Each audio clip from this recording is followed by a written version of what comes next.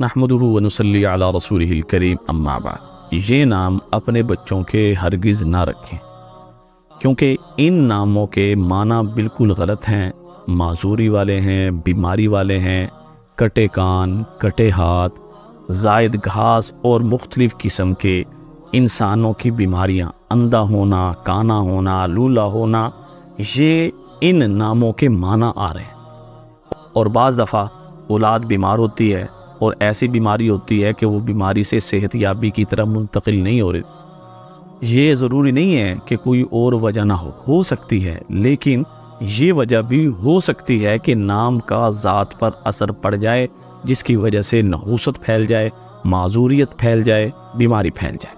وہ نام کیا ہے؟ پہلا نام ہے شارم۔ شارم کا معنی ہے کٹے کان والا ہونا، کٹے ناک والا ہونا۔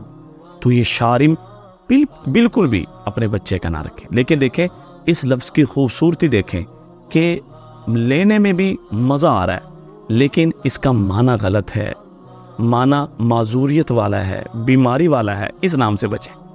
اور اگلا نام ہے حریش۔ حریش کا کیا معنی ہے کہ زخم، ایک انسان کو زخم ہو گیا، زخم ہونے کے بعد زخم ٹھیک ہوا، نشان پڑ گیا، نشان پڑ کر اب وہاں پہ بال نہیں آ رہے۔ اب یہ دیکھیں نا، بال کا نہ اگنا یہ بھی ایک عیب ہے، یہ بھی معذوریت ہے۔ تو اس وجہ سے حریش نام بھی نہ رکھا جائے۔ اس سے آگے نام ہے اشنا۔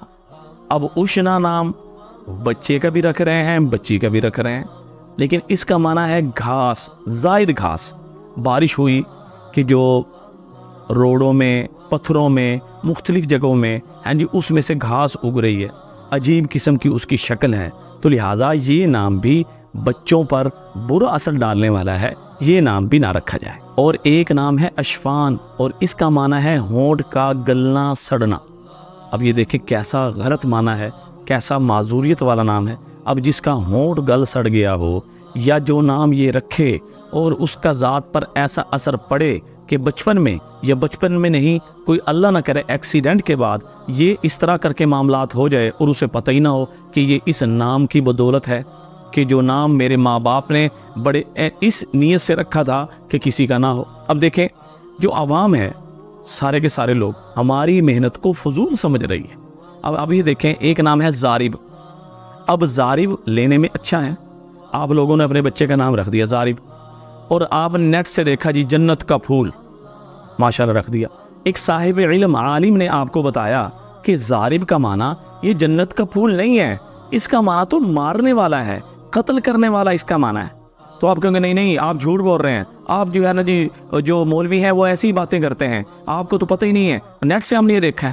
اب آپ یہ کہ ضرب یضرب ضربا فہو ضارب، اس کی میں آپ کو مکمل گردان سنا سکتا ہوں۔ اس کا معنی مارنا ہے، مارنے والا بننا۔ آپ کا بچہ مارنے والا بنے گا، آپ کو بھی مارے گا، آپ کے گھر والوں کو بھی مارے گا، سب کو مارے گا۔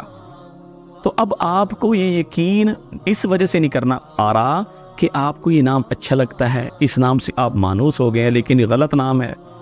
اب کل قیامت کے دن اس نام سے جب پکارا جائے گا، زارب آ جائے، تو اللہ کو بھی اس نام کا معنی پتہ ہے، اور انبیاء علیہ الصلوۃ والسلام کو بھی پتہ، صحابوں کو پتہ ہے۔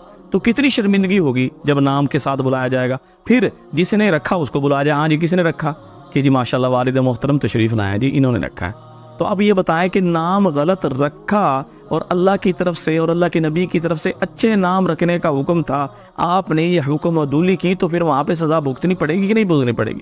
تو اس لیے علماء جو ذمہ داری کے ساتھ آپ تک بات پہنچا رہے ہیں، خدا کے لیے اس بات کو توجہ سے سنا کریں، اور جو غلط نام بتا رہے ہیں ان کو تبدیل کر لیا کریں، اور نام رکھنے سے پہلے علماء کی لازمی رائے لے لیا کریں۔ اور ایک نام ہے شاذل، کئی لغتوں میں تلاش کیا، اس کا معنی نہیں مل سکا، لیکن پھر میں نے غور کیا تو اس کا معنی بن نکلا ہاتھ پاؤں کا مڑنا۔ ہاتھ پاؤں کا مڑنا یعنی معذور ہو جانا، اپاہج ہو جانا۔ اب یہ بتائیں اپاہج ہونا کوئی معنی سمجھ میں آ رہا؟ کتنا غلط معنی ہے۔ تو اسی طرح ایک معنی ہے، ایک نام ہے زمار، زواد کے ساتھ زمار۔ اب اس کا مطلب ہے کہ ناقابل یقین معاملہ، ناگہانی آفت، مصیبت کا آنا۔ اب بتائیں بیماریاں، مصیبتیں، اپاہج پن کا اور معذوریت کا آپ کے اوپر حملہ ہو، آپ کے بچوں پہ حملہ ہو، تو آپ کو اچھا لگے گا یہ چیز؟ یقیناً نہیں لگے گا. تو اس وجہ سے یہ برے نام ہیں, ان سے بچیں.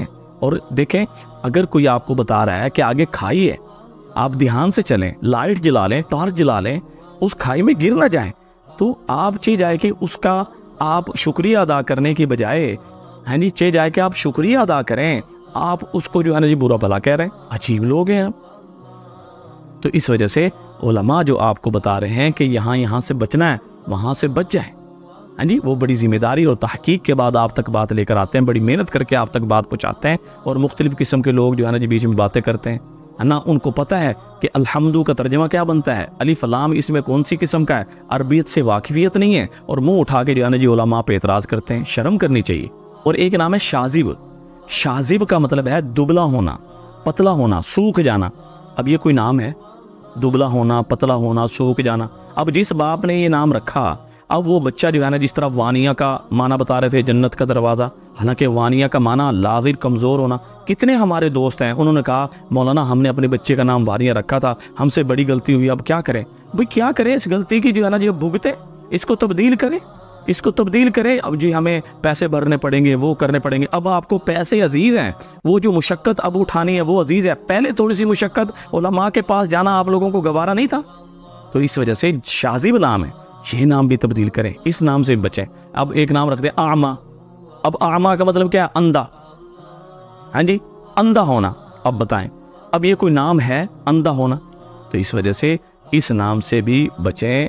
یہ جتنے نام آپ کے سامنے خدمت گزاری کی ہے, یہ نام بڑی تحقیق کے بعد, بڑی تگ و دو کے بعد, کئی کتابوں کے مطالعے کے بعد آپ کے سامنے پیش کی. تو ان ناموں سے بچیں. اگر کسی کے نام ہے تبدیل کر لیں, ورنہ بیماری, معذور پن, اپاہج پن اور مصیبتوں کے لیے تیار ہو جائیں. دیکھیں میں یوں نہیں کہہ رہا کہ یہی وجہ بنے گی آپ کی بیماری کا, آپ کے مسائل کا, اور بھی وجہ ہو سکتی ہیں, لیکن دیکھیں جو وجہ بن سکتی ہے وہ وجہ میں نے آپ کے سامنے عرض کر دی. تو اس لیے دعاؤں میں یاد رکھیں. السلام علیکم ورحمۃ اللہ وبرکاتہ.